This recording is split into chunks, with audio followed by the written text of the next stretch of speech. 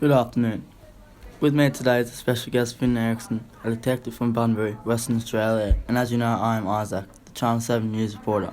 Today we will be exploring the unresolved case of brothel owner Shirley Finn, who was murdered in Perth in 1975. For those listeners who might not know who Shirley Finn was, she was an interesting yet powerful woman. She was a mother of three who was involved in illegal forms of work that were permitted because she paid off police weekly.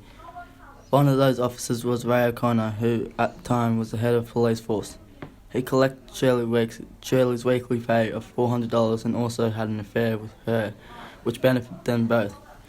But this didn't last for very long and ended in tragedy. Shirley Finn was found dead in her car on the Royal Perth golf course on the 23rd of June 1975. Tomorrow would mark the death anniversary of Shirley Finn, yes. Well, there is also another key figure besides Ray, Assistant Commissioner Owen Leach, who was threatened by Shirley due to large tax earning which she refused to pay. But then she mysteriously died 2 days after she spoke with Owen, which caused many suspicions among the community. Friends and witnesses were too scared to speak out in fear of retribution. With so many corrupt cops, witnesses didn't know who to trust, so the case fell into silence. So why is this case unresolved?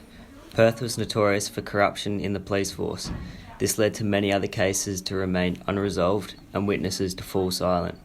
Shirley saw Ray O'Connor as a profitable person as he was head of the police force at the time and was beneficial to her illegal businesses.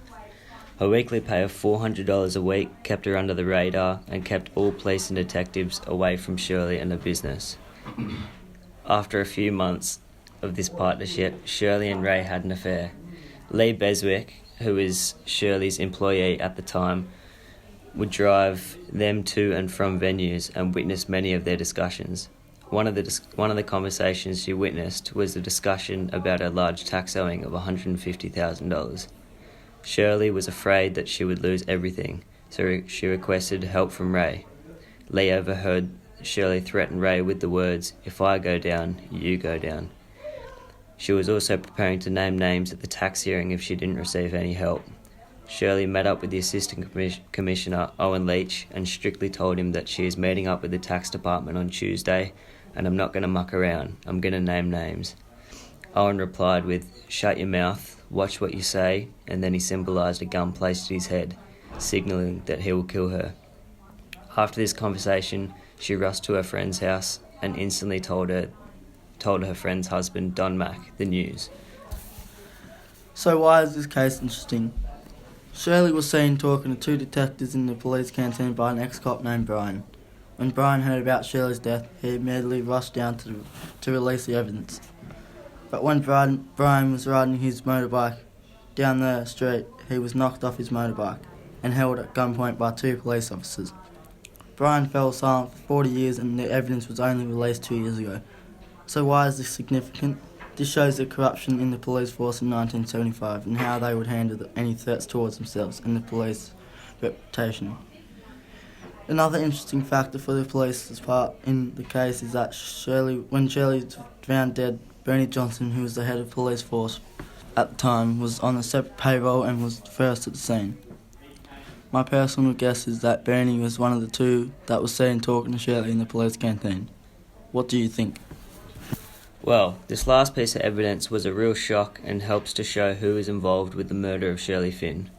It was a cold, wet and windy Monday morning, and an unnamed witness was driving to work past the Royal Perth golf course at around 6:30 a.m. In the corner of his eye, he spotted a white Dodge Phoenix, with both of its doors wide open and parked on an angle on the golf course. Even though a car on a golf course is odd, when he focused his eyes on the Dodge Phoenix, he noticed a green car parked just by its side. Roughly 30 metres down the road, two mysterious cars sat and observed. As the witness called the police to give a statement, the sergeant nervously said, "Thank you very much for your call, but we have enough information on that." So why does this case cause suspicions? Well, the police would not take a statement, and if they didn't take a statement from this man, there is a possibility that there is a lot more evidence out there to help solve this case. But the police have turned down all the statements. Witnesses may have been threatened like ex-cop Brian, this causing evidence to fall silent. So who do you think is behind the murder of Shirley Finn? Well, I think the police are definitely key figures in this case, whether it being covering up evidence or just trying to protect the murder, as they have been paid to like they were paid by Shirley to protect her. What do you think, Finn? Well, I think that Bernie Johnson, Owen Leach and Ray O'Connor are the three main suspects. Here are my reasons why. Ray O'Connor was interviewed after the murder and denied that he knew Shirley at all. But was known for having a relationship with her. Bernie Johnson was also interviewed but made a joke out of it. He explains that he noticed her car and saw her inside of it, but when a news reporter asked what went through your head, he said definitely not what went through hers, and then he laughed hysterically. Lastly, Owen Leach was the person to organise the meet to help Shirley's tax owing, but she died on the way or at the spot of the meet. I think that one of the three organised a hitman and then the others helped to clean up the mess. So, Finn, what are you trying to say?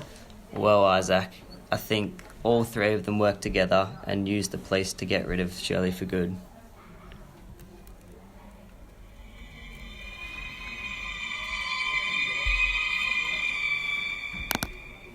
Should we listen to it?